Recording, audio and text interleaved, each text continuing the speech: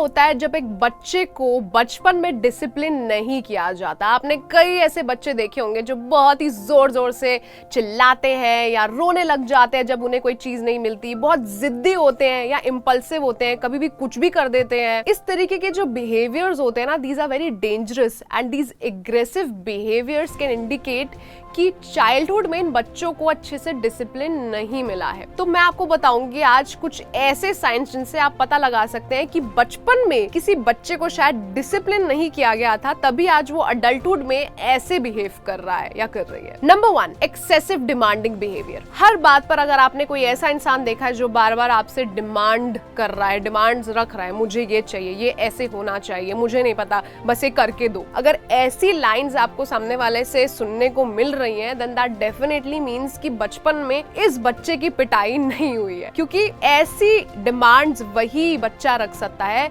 जिसे बचपन में बहुत ज्यादा स्पॉइल किया गया हो। और जो बच्चा बहुत स्पॉइल्ड होता है वो कभी किसी की नहीं सुनता है, वो सिर्फ अपनी चलाता है और वो सामने वाले से एक्सपेक्ट करता है कि वो भी उसी की बात सुने। Number 2, struggling with rules and boundaries. मेरा एक दोस्त था, लेट्स कॉल हिम मयंक। वो बिल्कुल भी बाउंड्रीज रिस्पेक्ट नहीं करता था, even though he was the life of the party. उसे नहीं समझ आता था कि वो कब ओवर द टॉप जा रहा है और सामने वाले को अनकंफर्टेबल फील करा रहा है। तो जब ऐसा हो रहा है ना, then that is a very clear sign that this child was not disciplined in their childhood, was not told कि यार privacy एक चीज होती है, boundaries एक चीज होती है, आपको रिस्पेक्ट करना चाहिए सामने वाले के साथ, you cannot act rashly। तो जब ऐसा होता है तो बच्चे अक्सर बिगड़ जाते हैं और एडल्टहुड में जाके they just think that it is okay to just overstep someone else boundaries। Number 3, difficulty in accepting the responsibility। Office environment की बात कर लेते हैं। कई बार ऐसा होता है कि ऑफिस हो, कॉलेज हो या कोई भी ऐसा एनवायरनमेंट हो जिसके अंदर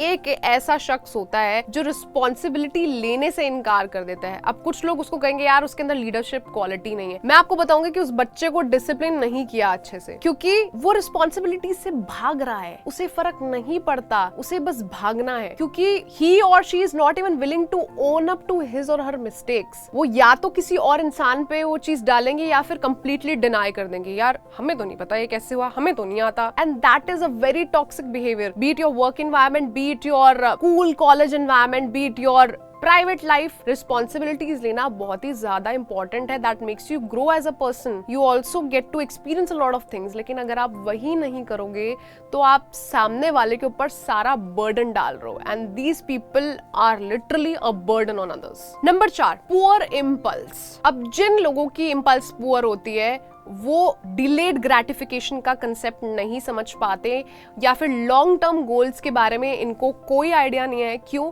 क्योंकि ये अपनी इम्पल्स पे काम करते हैं, इनको सब कुछ बहुत ही फटाफट चाहिए, क्योंकि ये एक ऐसा जमाना है जहाँ पर हमें इंस्टेंट नूडल्स, फटाफट हर चीज, we just want it quick, we just want everything right at our disposal. So poor impulse के एक्चुअली 2 नुकसान है। एक मैं आपको एग्जांपल से समझाऊंगी। मुझे वो लड़की बहुत ज्यादा पसंद थी, इसलिए मैंने उसे किस कर दिया। Did you ask for that girl's consent? No, you just acted out on your impulse, right? ये स्टेटमेंट बहुत ही अच्छे से दर्शाती है कि कितना ज्यादा गैप है in the understanding of when men are trying to control themselves and when men go out of control। तो जब आपकी पुअर इम्पल्स होती है तो आप सामने वाले को रिगार्ड नहीं करते, आपका जो मन करता है आप वो करते हो, and then you blame it on an impulse, यार इम्पल्सिवली हो गया। That is a very good excuse by the way. Number 2 नुकसान इसका ये है कि आप इतना इम्पल्सिव हो जाते हो कि आप सामने वाले को तो हर्ट करते ही हो, आप बहुत ज्यादा गुस्सा भी हो जाते हो जब सामने वाला आपको दूर करता है या फिर आपको समझने की कोशिश नहीं करता, because they are obviously feeling uncomfortable and you take it as a sign to just throw your hands around. So that is not okay. Being angry, acting impulsive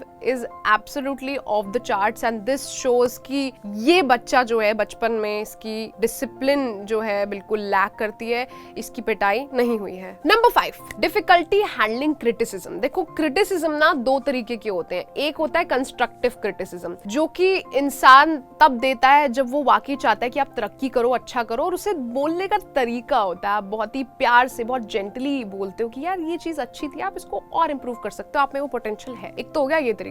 दूसरा जो क्रिटिसिज्म होता है वो होता है कि आप स्ट्रेट आउटली किसी को जाके बोल रहे हो कि यार तुम तो बेकार हो, तुमसे तो कोई काम नहीं होता। That is where your defence mechanism starts acting up. लेकिन जब आपको कोई कंस्ट्रक्टिव क्रिटिसिज्म दे रहा है और तब भी आपका डिफेंस मैकेनिज्म एक्ट कर रहा है और आप अपनी गलतियों को एक्सेप्ट करने के बजाय उससे आर्ग्यू कर रहे हो, या फिर you are trying to just hurt them, और you just trying to throw your hands around beating them, या ऐसा कुछ अगर आप कर रहे हो, then that is a very clear sign that you were not disciplined as a kid, जिसकी वजह से आप फीडबैक लेना तो दूर, आप उस इंसान को सुनने के लिए ही राजी नहीं हो। It is a very toxic behaviour and this should definitely be improved if somebody wants to grow in life. So these were some toxic behaviors of the kids that were not disciplined in their childhood. और अगर आप भी इन्हीं बच्चों में से जिन्हें discipline नहीं मिला है, तो please try to improve on your behavior. It's never too late, because